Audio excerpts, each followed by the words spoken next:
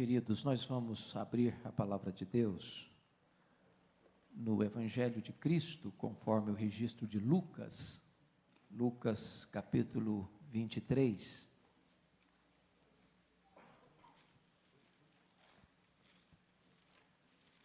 Lucas capítulo 23.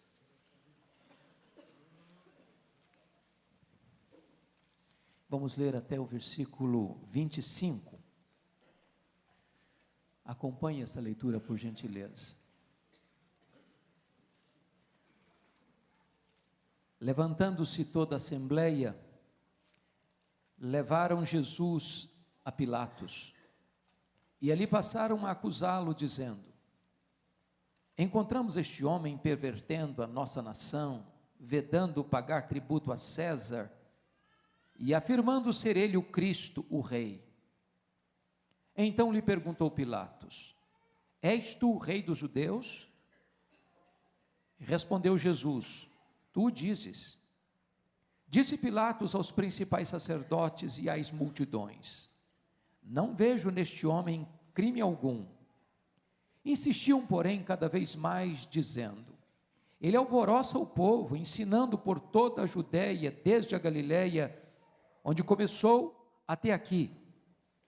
Tendo Pilatos ouvido isto, perguntou se aquele homem era galileu. Ao saber que era da jurisdição de Herodes, estando este naqueles dias em Jerusalém, lhe o remeteu. Herodes, vendo a Jesus, sobremaneira se alegrou, pois havia muito queria vê-lo, por ter ouvido falar a seu respeito. Esperava também vê-lo fazer algum sinal, e de muitos modos o interrogava. Jesus, porém, nada lhe respondia. Os principais sacerdotes e os escribas ali presentes o acusavam com grande veemência. Mas Herodes, juntamente com os da sua guarda, tratou-o com desprezo e, escarnecendo dele, fê-lo vestir-se de um manto aparatoso e o devolveu a Pilatos. Naquele mesmo dia, Herodes e Pilatos se reconciliaram, pois antes viviam inimizados um com o outro. Então, reunindo Pilatos os principais sacerdotes, as autoridades e o povo, disse-lhes: apresentastes-me este homem como agitador do povo, mas tendo-o interrogado na vossa presença, nada verifiquei contra ele dos crimes de que o acusais, nem tampouco Herodes, pois nolo tornou a enviar. É, pois, claro que nada contra ele se verificou digno de morte.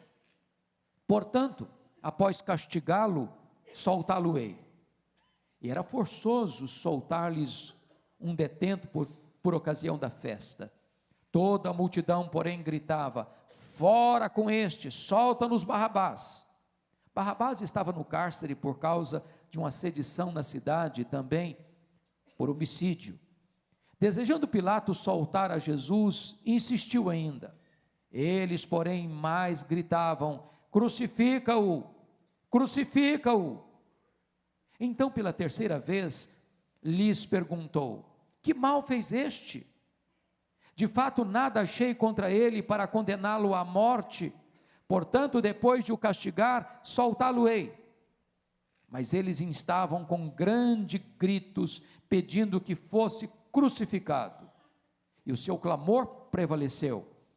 Então Pilatos decidiu atender-lhes o pedido, soltou aquele que estava encarcerado por causa da sedição e do homicídio, a quem eles pediam, e quanto a Jesus, entregou-o à vontade deles. Ainda, vamos ler Atos dos Apóstolos, capítulo 2, versos 22 e 23.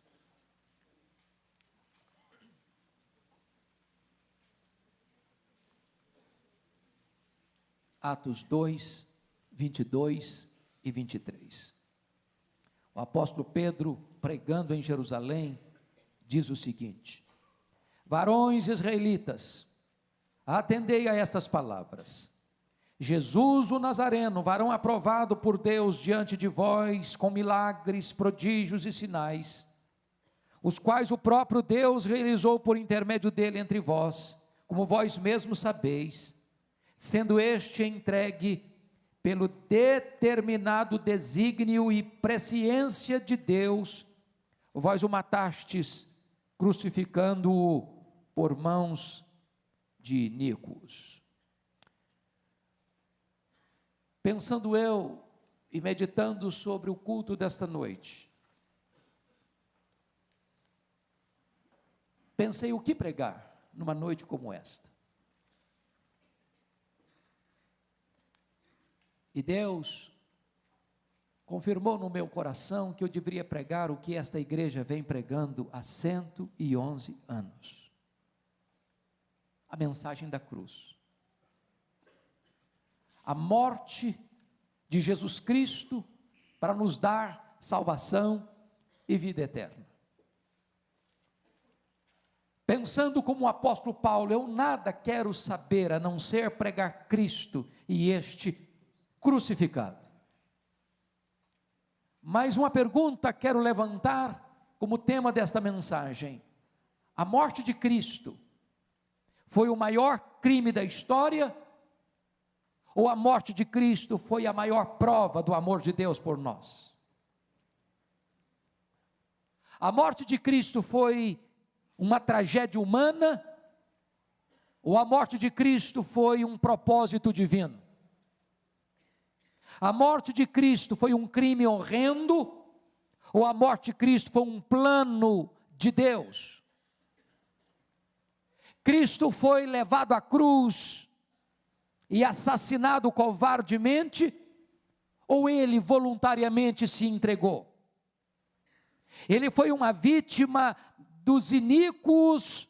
Ou ele marchou para a cruz como um rei caminha para a sua coroação? E eu quero lhes dizer, à luz do texto de Atos 2, 22 e 23, que essas duas coisas são verdade. Primeiro, vejamos, a morte de Cristo foi o crime mais horrendo da história. Se não, vejamos. Jesus Cristo não apenas morreu, ele foi morto.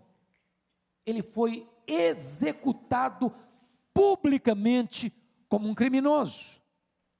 E a Bíblia diz que os dirigentes judaicos acusaram-no de blasfêmia contra Deus, um pecado que era passível de morte. Por isso levaram a sua causa ao governador romano, exigindo que o governador romano o condenasse à morte por blasfêmia. Levantaram ainda uma outra acusação que encontrava eco aos olhos de Roma, o pecado de conspiração contra César, porque ele mesmo, diziam os judeus, se fazia rei, e todo aquele que se fazia rei conspirava contra César, que era o imperador romano. Assim, no tribunal judaico ele foi acusado de blasfêmia, e no tribunal romano ele foi acusado de conspiração e de sedição. Tanto no tribunal judaico, quanto no tribunal romano, seguiu-se um certo processo legal. A vítima foi presa, a vítima foi acusada e examinada, chamaram-se testemunhas, e então o juiz deu o seu veredito e pronunciou a sentença. Mas os evangelistas registram que, primeiro, o preso não era culpado das acusações. Segundo, as testemunhas eram falsas. Terceiro, a sentença de morte foi um horrendo ato judicial. Desta maneira, queridos irmãos, a Bíblia nos informa que tanto os judeus quanto os romanos, tanto as autoridades religiosas como as autoridades políticas se mancomunaram para condenarem a Jesus Cristo, Filho de Deus, à morte e morte de cruz. Mas levanta-se aqui uma questão: quem levou Jesus à morte? Primeiro, do ponto de vista humano, Pilatos, por covardia, entregou Jesus para ser crucificado. E esse texto que nós lemos nos informa no verso 2, Lucas 23, 2, E ali passaram a acusá-lo, dizendo: encontramos este homem pervertendo a nossa nação, vedando pagar tributo a César e afirmando ser ele o Cristo, o Rei. Vale destacar, à luz desse texto, que por 3 vezes, Pilatos diante de Jesus, interrogando Jesus, olhando para a acusação feita contra Jesus, observando os fatos e as motivações por trás dos fatos, reconhece que Jesus Cristo é inocente. Se não, vejamos, quando o Sinédrio lhe enviou o caso, no verso 4 está escrito, a primeira vez: não vejo neste homem crime algum.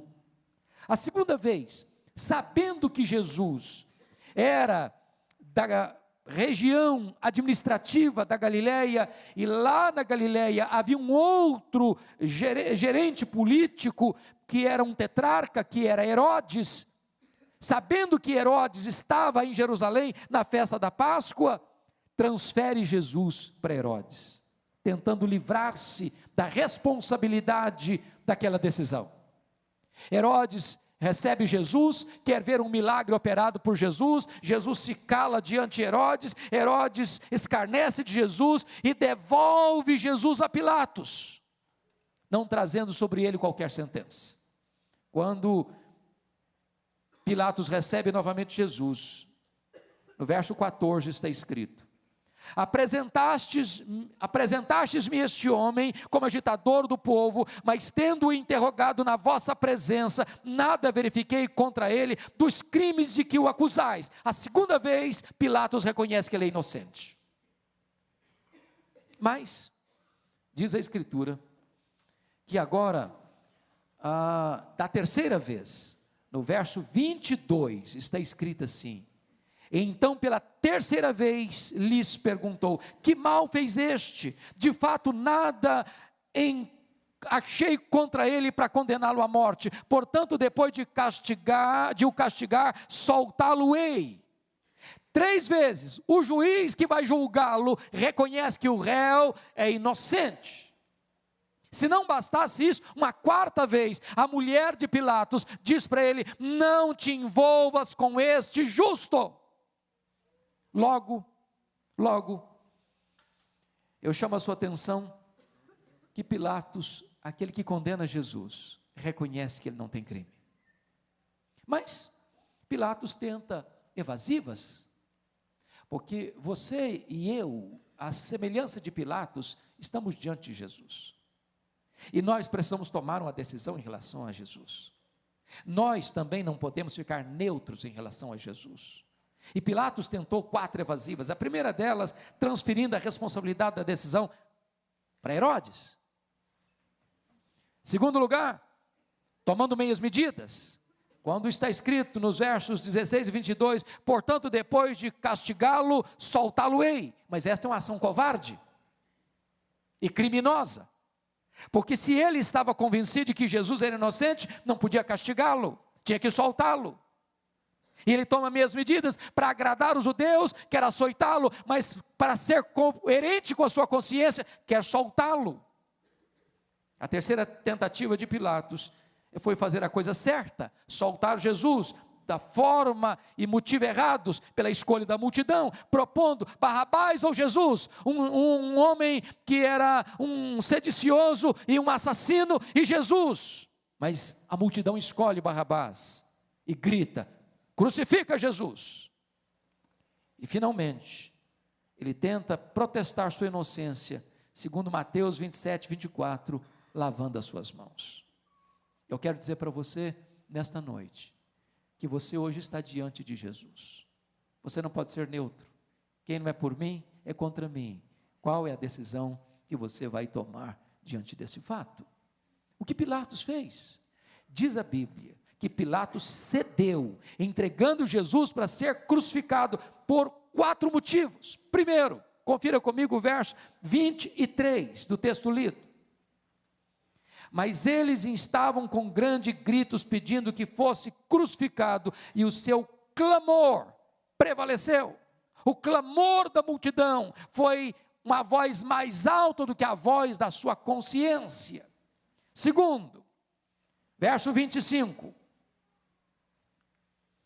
Verso 24, então Pilatos decidiu atender-lhes o pedido da multidão, falou mais alto do que a sua consciência. Terceiro, olha comigo o verso 25, quanto a Jesus, entregou à vontade deles, a vontade do povo prevaleceu. E quarto lugar, a pressão da multidão, João 19:12 diz, se tu soltas a este Jesus, não és amigo de César. E este homem deixa de tomar sua decisão, em virtude de estar conscientemente certo da inocência de Jesus, e condena Jesus, apesar de ter completa convicção de que ele é inocente. Ele não tomou a decisão certa. A conveniência foi maior do que a convicção. Portanto, chegamos à primeira conclusão: a morte de Cristo foi um crime horrendo, porque a sentença foi injusta. Foi injusta. Segunda coisa que eu chamo a sua atenção: o povo judaico e os sacerdotes levaram Jesus à cruz, porque acusaram Jesus motivados pela inveja. Eles eram líderes. E Jesus Cristo ensinava o povo como quem tem autoridade. E eles não tiveram inveja de Jesus, ou não acusaram Jesus porque viram em Jesus qualquer erro, acusaram Jesus porque viram nele o que era certo, e eles por inveja, e eles por ciúmes, acusaram Jesus diante do governador romano. Então chegamos a uma segunda conclusão: a morte de Cristo foi um crime horrendo, porque as acusações contra ele foram falsas, blasfêmia e sedição.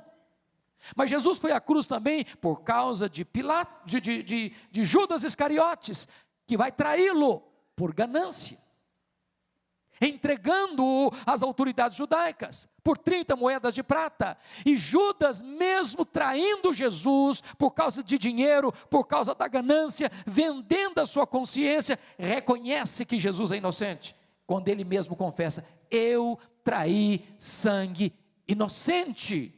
E ele não apenas faz isso, ele devolve o dinheiro, e não apenas faz isso, dá mais um passo e comete suicídio. Então, diante disso, irmãos, nós chegamos a uma outra conclusão: a morte de Cristo foi um crime horrendo, porque Judas o traiu e o entregou aos sacerdotes por ganância, os sacerdotes o entregaram a Pilatos por inveja, e Pilatos o entregou aos soldados por covardia, e eles o crucificaram. A morte de Cristo foi o maior crime da história. Mas eu quero dizer para você nesta noite, que nós também matamos Jesus com os nossos pecados. Porque essa é uma informação histórica, mas quando você leva essa informação para o campo teológico, quem levou Jesus à cruz foram os nossos pecados. Ele morreu pelos nossos pecados. Nós estávamos lá. Não na cruz do lado direito, não na cruz do lado esquerdo, nós estávamos lá na cruz do centro. Nós estávamos lá, porque ele morreu pelos nossos pecados. É por causa do nosso pecado que ele foi para a cruz. Foi por causa do nosso pecado que ele sangrou, foi por causa do nosso pecado que ele sofreu dores, foi por causa do nosso pecado que ele sofreu câimbras, foi por causa do nosso pecado que ele sofreu sede, foi por causa do nosso pecado que ele enfrentou a ira de Deus, foi por causa do nosso pecado que ele bebeu o cálice da ira de Deus, foi por causa do nosso pecado que ele foi feito maldição por nós, e foi por causa do nosso pecado que ele deu a sua vida e morreu em nosso lugar, em nosso favor. Mas a outra pergunta precisa ser feita: por que Jesus morreu? Primeiro, ele morreu porque a morte dele foi o maior crime da história. Mas a morte de Cristo, ao mesmo tempo, foi um plano eterno de Deus. Volte a ler comigo Atos 2, por favor, versículo de número 23. Eu gostaria que toda a igreja, a uma só voz, pudesse ler comigo esta verdade solene, sublime da Escritura. Atos dos Apóstolos 2, versículo 23. Vamos todos a uma só voz? sendo este entregue pelo determinado desígnio e presciência de Deus, vós o matastes, crucificando-o por mãos de iníquos. Primeira coisa que eu chamo a sua atenção é que a morte de Cristo, ele foi à cruz voluntariamente. Preste atenção nisso. Cristo não morreu porque Judas o traiu. Cristo não morreu porque os sacerdotes o entregaram a Pilatos. Cristo não morreu porque Pilatos o sentenciou à morte de cruz.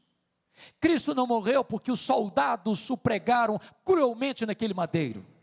Cristo morreu porque ele espontaneamente deu a sua vida por nós. Ele não morreu como um mártir.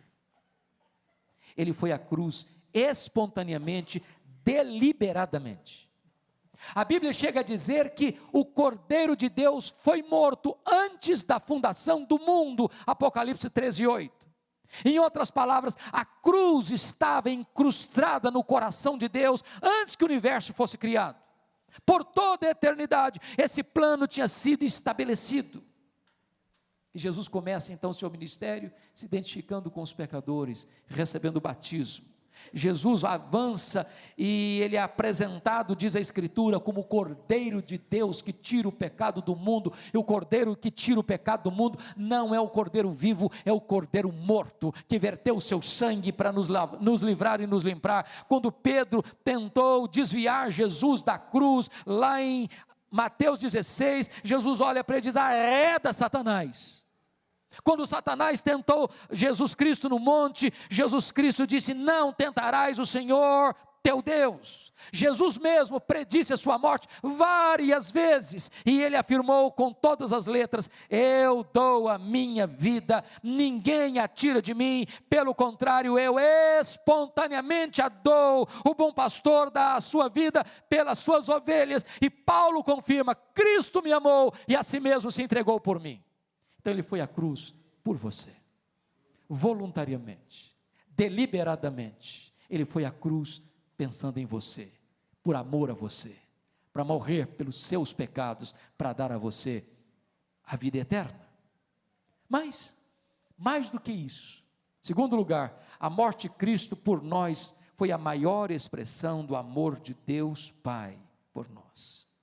Ele não foi para a cruz porque Judas o traiu por dinheiro, porque os sacerdotes o entregaram por inveja, porque Pilatos o condenou por covardia, porque os soldados o pregaram no madeiro por crueldade. Ele foi para a cruz porque o Pai o entregou por amor, porque Deus amou o mundo de tal maneira que deu o seu Filho unigênito, para que todo o que nele crê não pereça, mas tenha a vida eterna.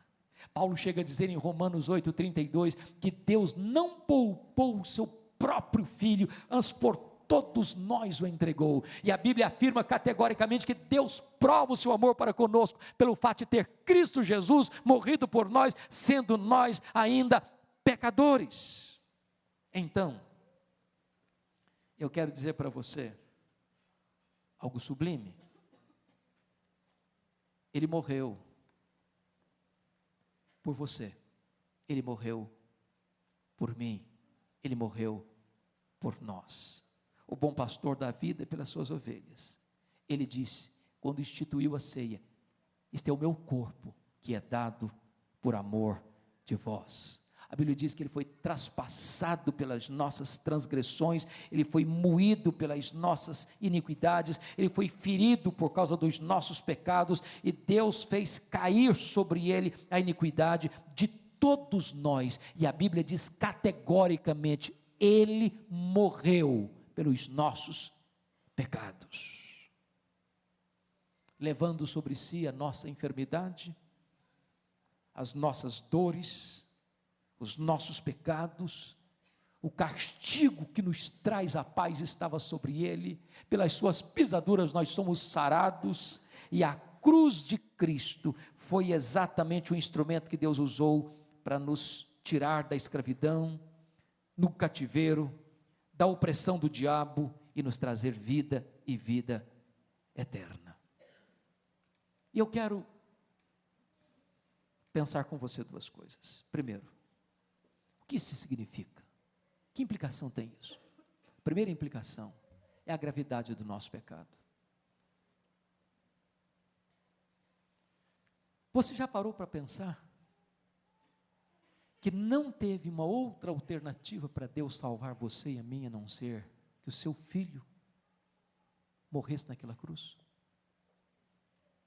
O pecado é tão maligno a esse ponto, que para Deus nos perdoar e nos lavar do nosso pecado e nos redimir do nosso pecado, foi necessário que o Filho de Deus morresse. Porque o salário do pecado é a morte.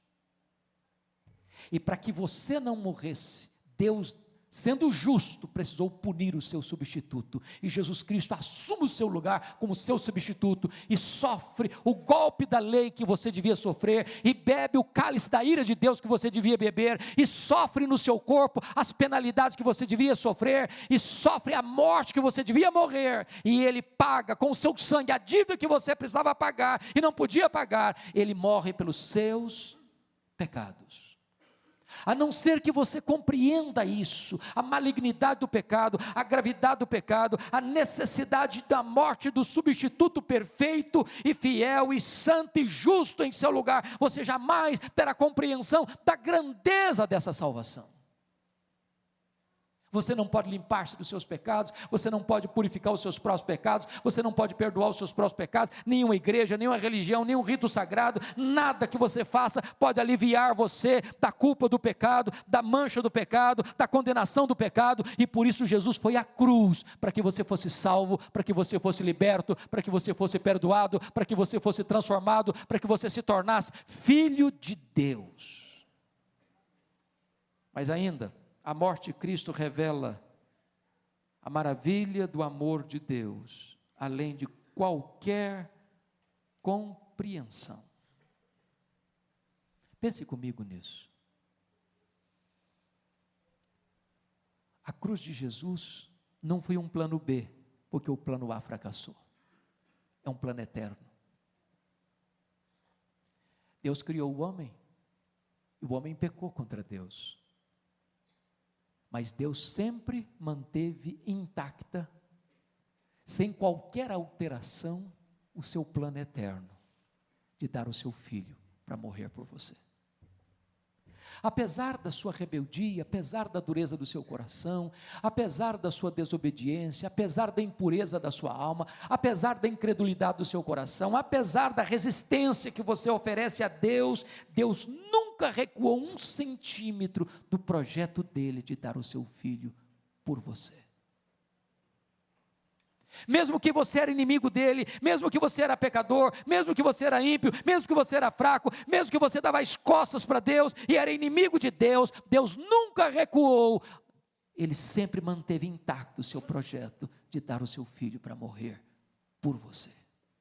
Tão grande amor, tão sacrificial amor, tão eterno amor, tão bendito amor.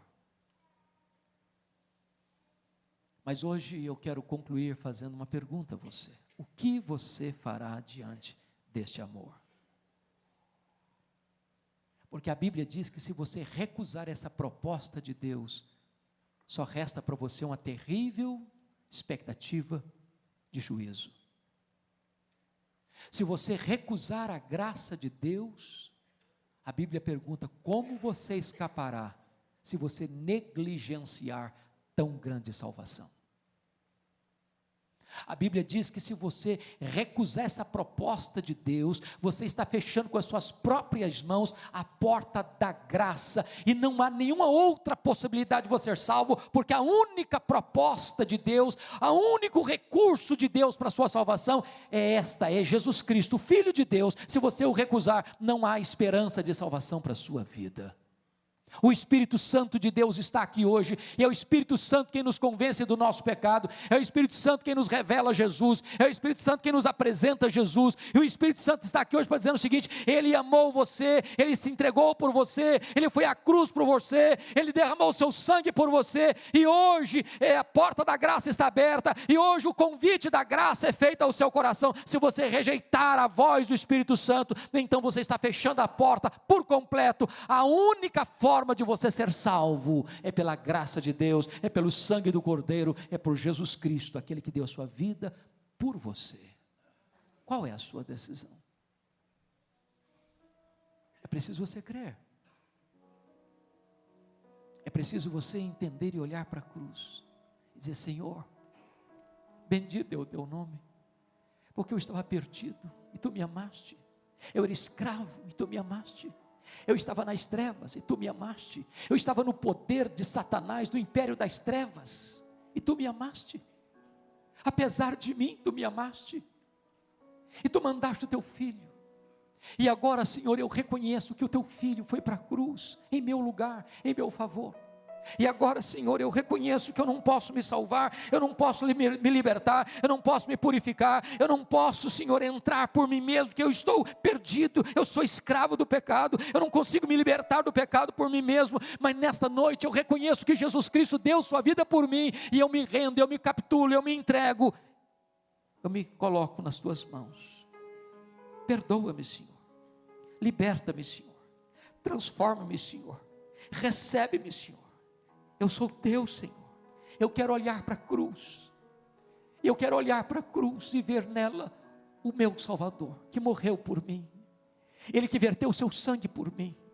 Ele que venceu a morte e ressuscitou, e está vivo, e eu quero agora, nesta noite, entregar minha vida a Ele. Eu quero que você feche os seus olhos. Você curva a sua fronte. Que você faça hoje uma decisão importante, a mais importante, porque neutro você não pode estar. Em relação a Jesus não tem neutralidade, ou você o recebe, ou você o rejeita, ou você vira o seu rosto para Ele, ou as costas para Ele, ou você ajunta com Ele, ou você espalha contra Ele. Se você não é por Ele, você é contra Ele. Mas Ele é por você, Ele amou você, Ele veio ao mundo por você, Ele morreu por você, Ele ressuscitou por você, Ele está à destra de Deus intercedendo por você, Ele voltará para você, e hoje Ele quer entrar no seu coração, fazer morada na sua vida, transformar a sua história.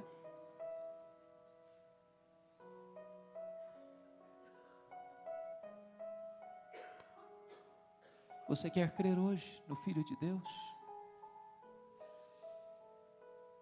Certa feita, enquanto você com a sua cabeça curvada, em oração,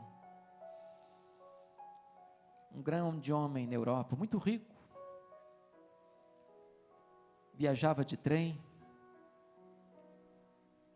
primeira classe, e ele era dono daquele empreendimento. Tinha um dos empregados que era o maquinista, um homem crente, fiel a Deus, e aquele trem em alta velocidade,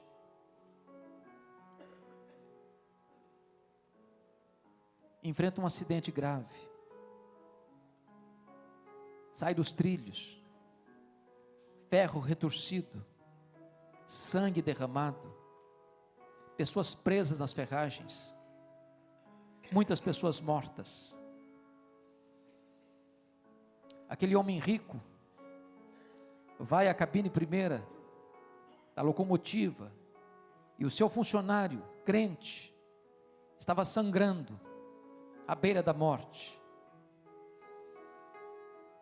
E quando ele se aproxima, aquele homem crente, ainda com um fôlego de vida, usava as suas últimas palavras para exaltar a Jesus, para glorificá-lo pela salvação, pela certeza da vida eterna, pelo gozo que invadia a sua alma, de saber que a morte não o separava de Deus, mas o lançava para os braços do eterno.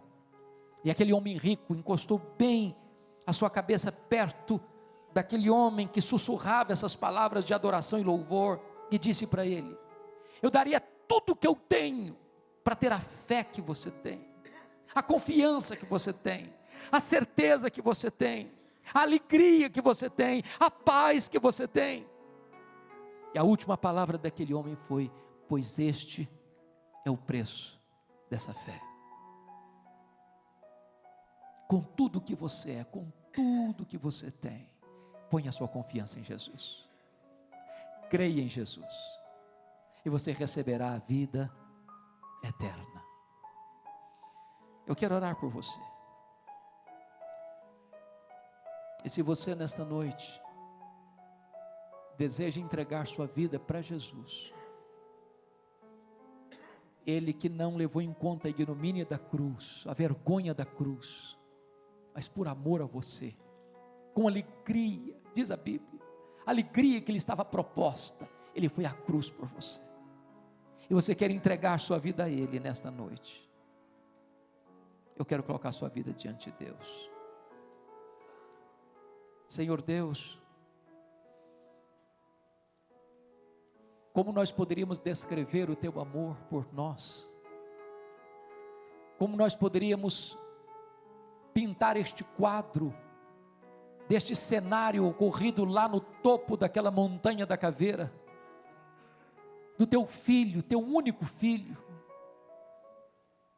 assumir o nosso lugar, ser cuspido, ser esbordoado, ser vilipendiado, sofrer no seu corpo, na sua carne, os açoites da tua ira, por causa do nosso pecado. E Ele não recuou, e Ele não esperneou, e Ele voluntariamente foi para aquela cruz, para que nós pudéssemos ter vida eterna. Ele verteu o seu sangue para que nós pudéssemos ter perdão. Ele suportou a tua ira para que nós pudéssemos ter o teu deleite. Ele verteu o seu sangue para que nós pudéssemos ser resgatados da escravidão.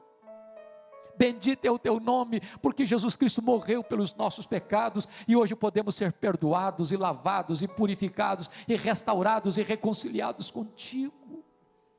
Agora, Senhor, eu te peço, toque o coração das pessoas que vieram aqui hoje, aplica-lhes pelo poder do Espírito Santo a tua palavra, abre os olhos da alma, tira as vendas, tira o tampão dos ouvidos, toca o coração e transforma o coração insensível num coração receptivo à tua graça. Oh meu Deus, que haja salvação nesta casa, nesta noite, que os céus desçam à terra, que a tua glória enche este lugar, e que pessoas sejam libertas, pessoas sejam alcançadas, pessoas sejam salvas, pessoas sejam recebidas pela tua graça nesta noite, e que haja salvação nesta casa, nesta noite. Bendito é o teu nome, Senhor. Nós te adoramos por tão grande salvação, e oramos em nome de Jesus. Enquanto a igreja está de seus olhos fechados, eu gostaria de saber se alguém nesta noite colocou a sua vida nas mãos de Jesus para recebê-lo. Levanta uma das suas mãos, e eu quero dar graças a Deus pela sua vida, se você fez isso. Graças a Deus, graças a Deus. Mais alguém? Mais alguém? Graças a Deus, graças a Deus. Mais alguém na galeria? Graças a Deus, graças a Deus. Louvado seja o Senhor, louvado seja o Senhor. A Bíblia diz que uma vida vale mais do que o mundo inteiro. Louvado seja Deus por esta tão graciosa salvação que Ele nos deu.